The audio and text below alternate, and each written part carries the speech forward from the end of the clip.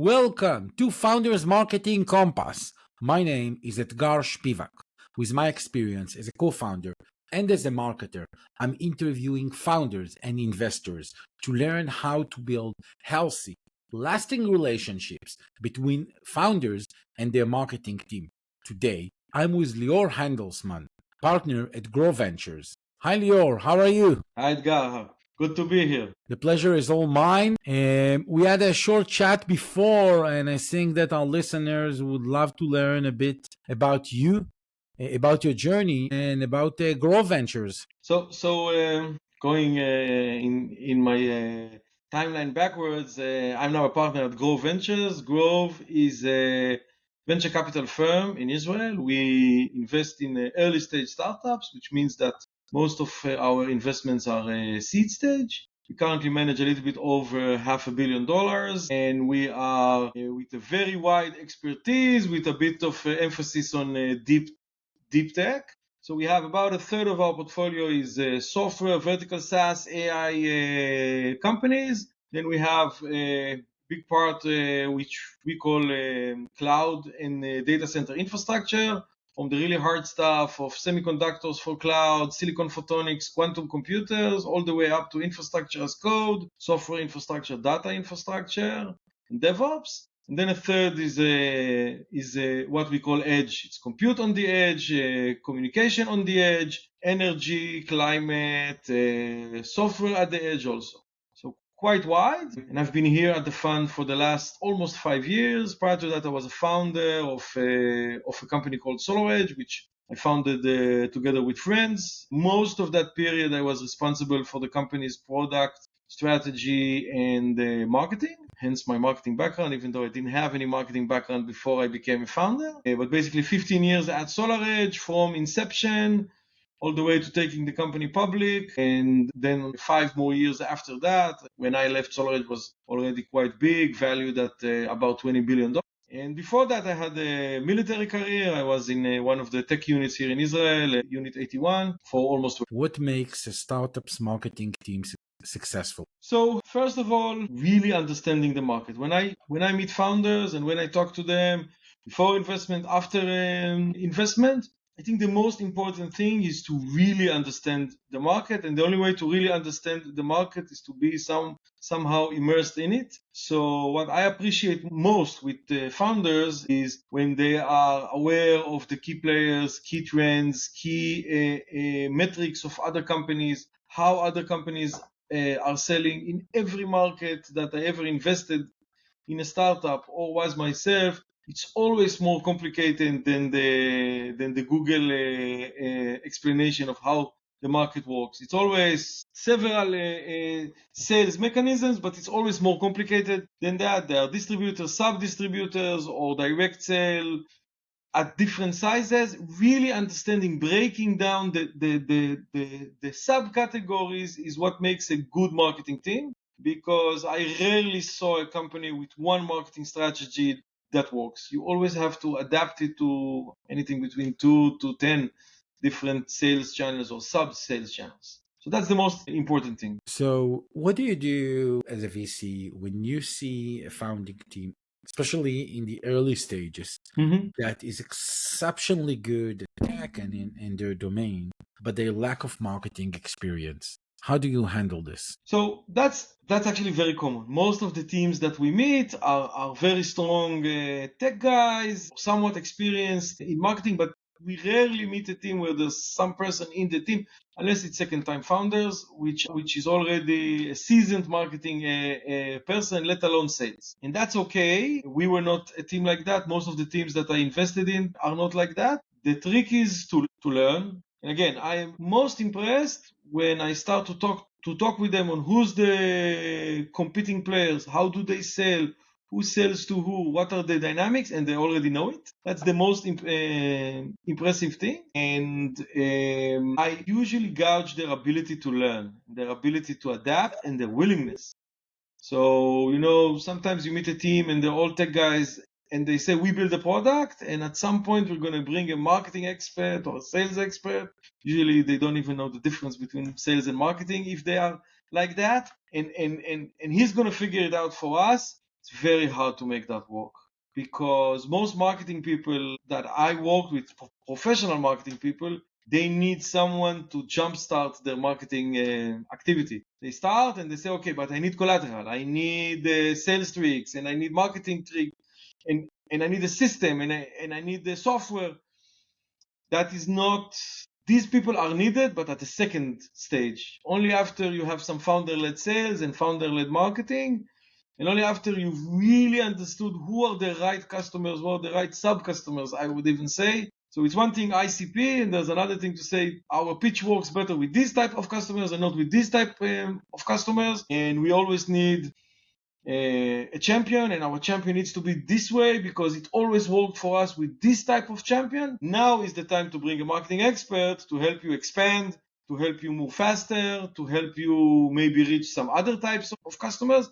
But I never saw it work without the founders doing, or at least one of the founders doing, the initial go-to-market and the initial marketing trial and error by himself. And I always caution founders that I already invested in, when they say, okay, I want to bring a sales professional, I want to bring a marketing professional, I always ask them, is this the right time? I'm all for it. There's a time to press hard and move forward, but only when you really know what's working and what's not. And that, from my experience, only founders can do that. So taking us to the next question, is You're welcome. what your positioning on hiring a full-time CMOs versus fractional CMOs in the seed stage, even a bit before in the pre-seed stage? Do you have like an ARR, even like for this category and for this category, that you typically recommend to transition into a full-time CMO, when to add like an agency that handle this?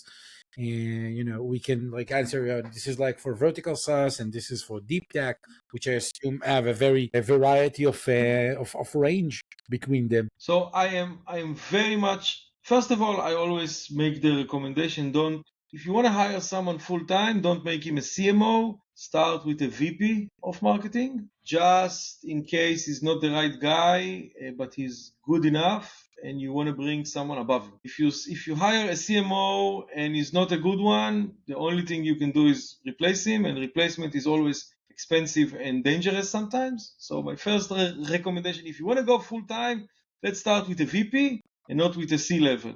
So if he's okay, maybe you can bring someone above him, and it is always less risky. But I would not recommend bringing a full-time CMO too early. I very much encourage what I call advisors. Now, a fractional CMO, you can look at him as an advisor, someone that helps you, guides you, gives you tips and tricks, shows you tools, but you're still the relevant founder or the relevant, core team does the heavy lifting, all the hard work. And if there's someone on the side that helps and guides, I am very much for that, because people have a lot of knowledge, people can help. The shift to a full-time CMO or a full-time VP sales, it's almost the same thing, is dangerous and should be done when you already know if he's doing a good job or not. Otherwise, you bring someone, he takes a big salary, he does a lot of things, it takes you 6 months to understand that he's not the right person. These are very, very expensive 6 months in terms of the lifetime and burn rate of the company. And if I will nudge you on like try to understand in a milestone, if we take like those vertical B2B SaaS or like a cyber company, they have some clients. When in your perspective, that this Sam told me, hey, you have to wait to $3 to $6 million ARR. Some say 10, some say 1. And I know this is not like a number.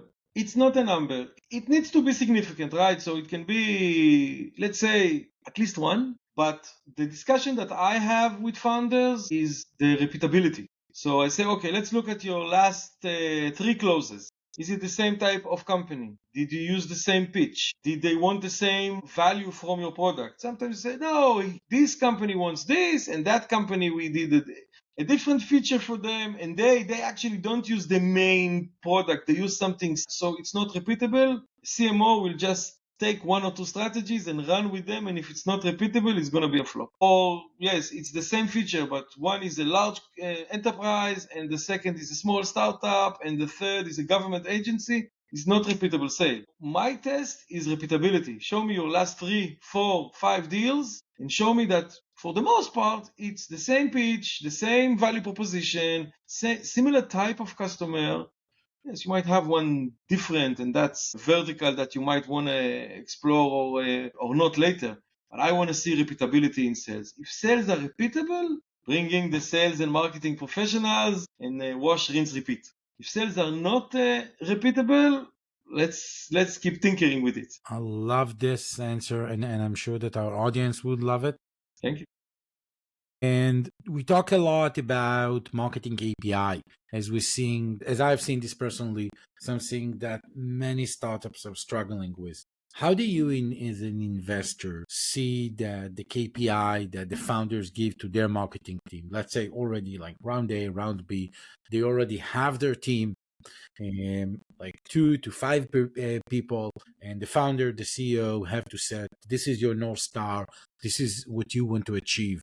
Do you have, as an investor, as a lead investor, involvement in those? What do you recommend the founders to set the right KPI? And how do you see those KPIs evolve through the different stages of the company? So obviously, different companies are different, but you know the gold ones are always ACV, right? So you want to see ACV, you want to see cost of customer acquisition, time to close. Time to close is very important, because sometimes, and I've seen these cases, cost of customer acquisition is not that big, it just takes a lot of time, and you don't calculate that into your cost of customer acquisition, but it's impossible to scale this way. And what I like to see, if you already have a sales and marketing team, so let's say that you have BDRs or SDRs, and then you have salespeople.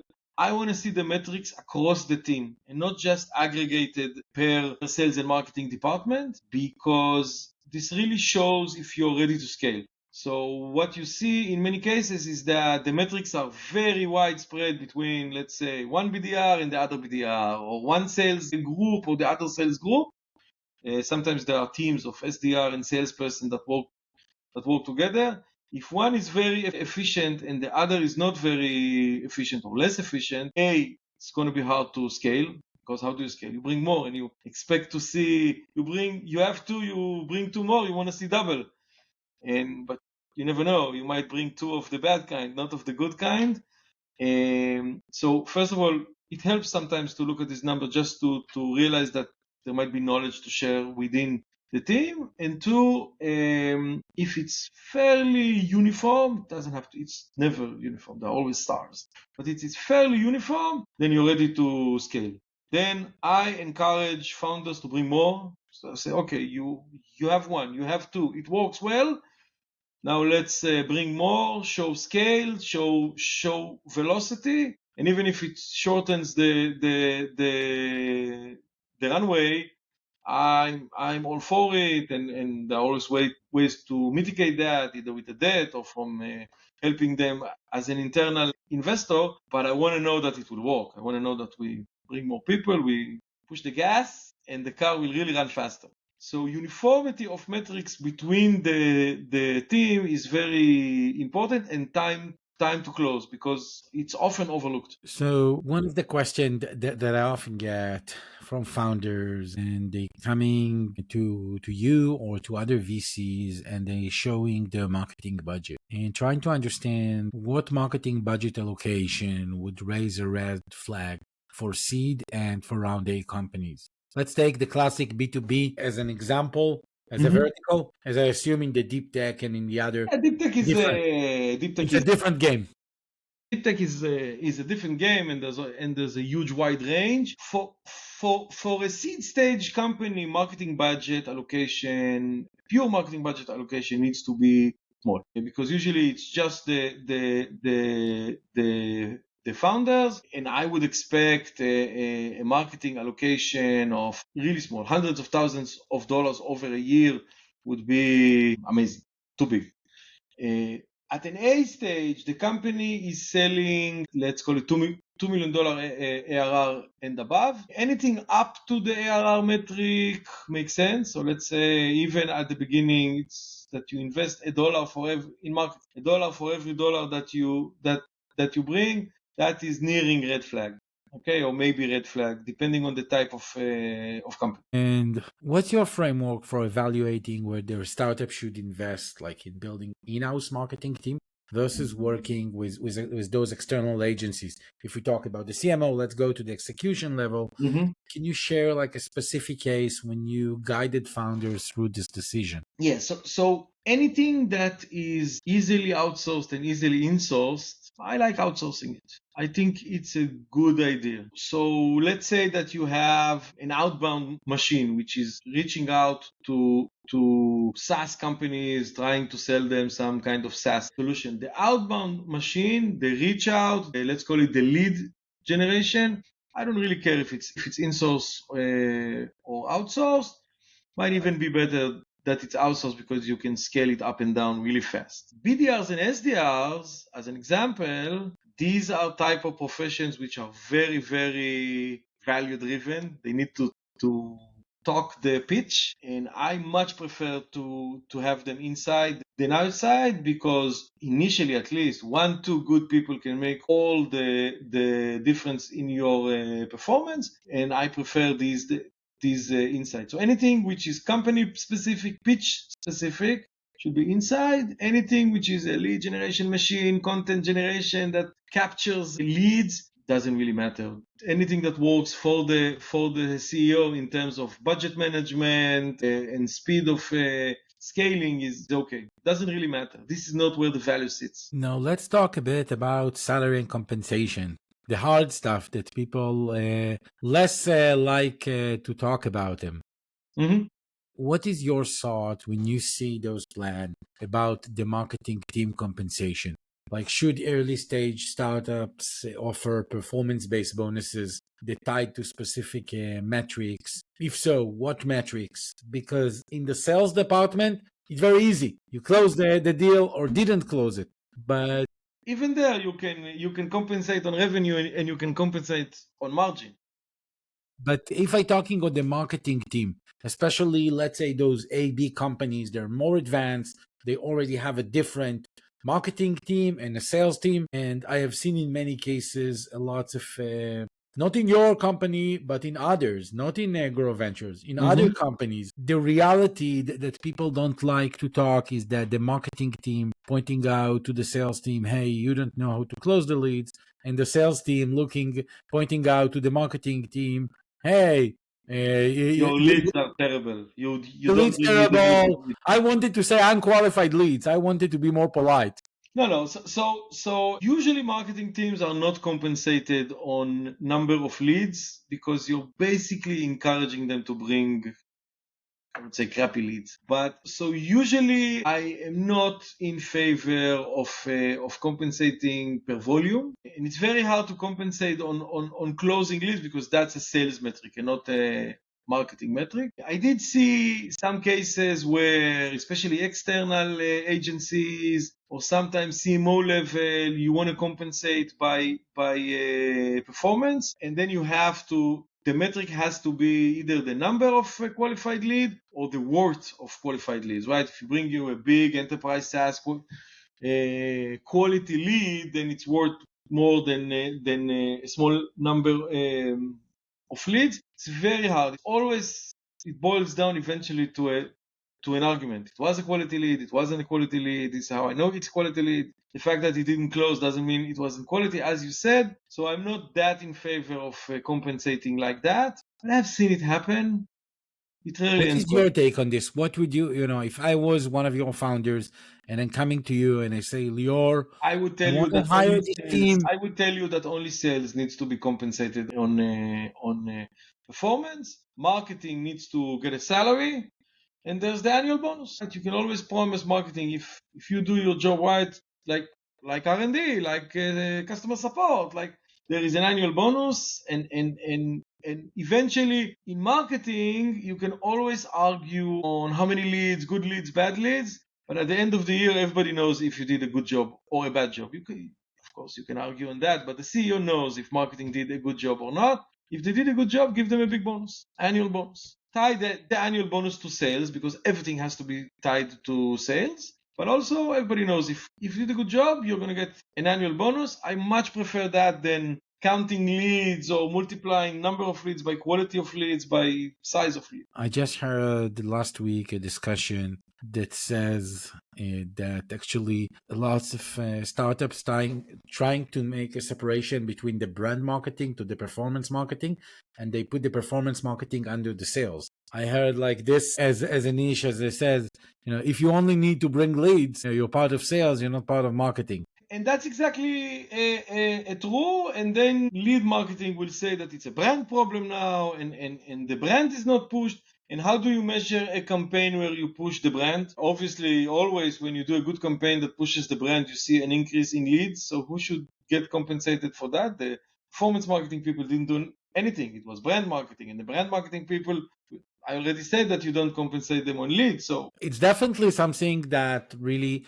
I see a lot of founders struggle, and I hope this podcast giving a bit clarity on this topic. And I think one of the big question, and this is maybe if you can give me your answer, like one for the seed and one for the A/B round. How does your diligence process looks when it comes to the marketing team, to the company marketing efforts? What do you look for when you making your investment decision? So first of all, a process. Is there a process? Does the process make sense? And process is everything. Process is inbound, and process is analysis, and process is how do you transfer leads to sales, and process is how do you analyze the bad leads, and how do you measure everything. So first of all, process. This is more for a company. Seed companies, it's more founder mayhem than a process, and that's okay. At A stage, first of all, is there a process? Is the process understandable, effective, measurable? These are the three most important things. And then all the metrics I spoke about earlier, the understanding of who you're targeting, and even more important, the understanding of who you're not targeting. Because if you understand who you're not targeting and you're saying, okay, all of this marketing effort will never bring leads from this type, companies bigger than X or companies smaller than Y or companies which are adjacent in some way, that's good, because if you have a process and you know how to run it and you know who you're not targeting, and let's say that we get convinced together that the product might be relevant for this untargeted segment, then I can estimate the potential of growing. Because, okay, now we'll build a process and target another segment or another ICP or another something. And I know that if you did a good job here, you will do a good job there, and you know how much potential business is there. So process and the real understanding of who you're targeting and who you're not. In many startups, we've seen that the marketing roles often have the shortest average tenure. Mm-hmm. What is your advice for the founder and for the marketing executive to deal with that situation? So obviously, much of the replacements happen because someone is not happy. Happy people don't leave, and happy people don't get sent away. Or happy CEOs don't send away happy people. I think that the most important thing is that as long as you have definite targets, then at least people know why they're being sent away. If someone is not executing, send him away sooner than later, in my view. This cyclical process where you're going to give another chance and another chance.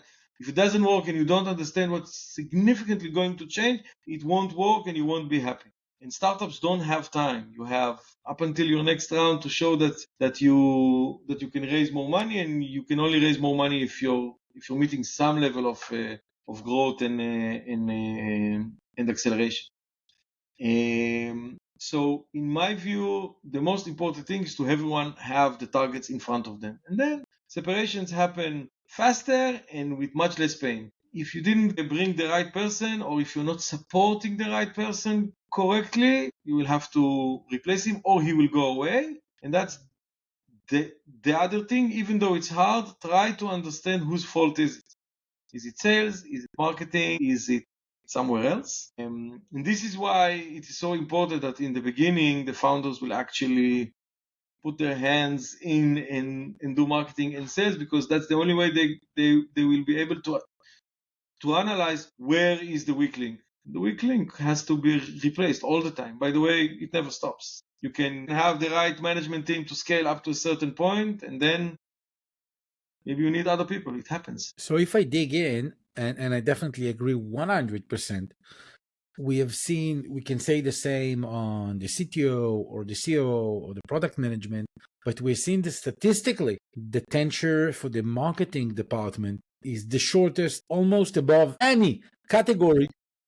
It's because you see the darkets, and from the other hand, you have this, I would call, sword on your neck to meet KPIs that the company can scale and raise more money. So it's much easier to see what doesn't work. The trick is always, marketing and sales say that the product is not the right product. Being sensitive to that is the most important thing. Because if the product is not the right product, you can replace as many marketing people as you want. It won't sell. Either change the ICP to someone that the product fits to, or change the product that it will fit your ICP. There it's sometimes hard for founders to see the real truth, because most founders come from technological background, they get in love with their product. But if you are convinced that the product is close, it's never the perfect product. Nobody sells a perfect product. But if it's close to the product and you have the strong conviction that customers need this product and there are enough customers that need this product, then change your marketing. So going for our final very short question is, what common misconception about running a startup you would like to debunk? For years, I thought that one more improvement in something, pick something, product, marketing, people, admin, tech, R&D, pick something, one more improvement, and I'm going to have a stable front there and smooth sailing. 15 years in a company, starting with $12 million of sales in our first years of sales and finishing at 3 point something billion sales. I never had a day of smooth sailing. There is never smooth sailing. The real question is, what can you delay improving and what should you improve today? Once you change your mindset to nothing is perfect, nothing works well, and the minute I fix something, then something else is going to be the bottleneck. And even something that I fixed, eventually I'm going to have to touch it again. Then your mindset changes to what don't I have to fix today and what I have to fix today, and then it moves. Now you don't have to fix marketing, but you might have to fix sales, or you might have to fix product, or I don't know what, or tech, or R&D. The trick is to know what not to touch today, but you're going to have to fix it tomorrow or the day after. And what do you have to fix today? That's what you need to look for every day that you come to the office. Smooth sailing is... What would it be if you could give yourself one advice at the beginning of your career? Don't try to optimize everything. You cannot optimize everything. It's okay to sell partial products. It's okay not to address all the customers. It's okay to miss a customer. Don't try to optimize everything. In fact, nothing should be optimized. Everything should be just right for now. Trying to optimize everything is the way to either get stuck in what I call analysis paralysis, or running circles around things that don't need you to run circles around them now. Going into a rabbit hole for a small change. For everything. And for the last question is, which question did I need to ask, but I didn't? Which question did you need to ask, but you didn't? Think that you breezed through it, and I was happy that you breezed through it. Structure of sales and marketing organization. The breakdown between customer success, marketing, sales is a complex breakdown. There are a few options to do it. And as you said, performance marketing can move and brand marketing can move outside, and customer success, sales, marketing. Should customer success do marketing? Because they can. They are with the customer much more than almost anyone else. It's a complex subject, and I'm happy that you didn't ask about it. So we can leave something for the next episode. Invite me again. I think this one is a full episode, only on this triangle. You are right, at least one. Lior, I had a great time having you. Me too. Thank you. And I'm sure that our listeners will enjoy this podcast. Thank you so much. Thank you very much. Bye-bye.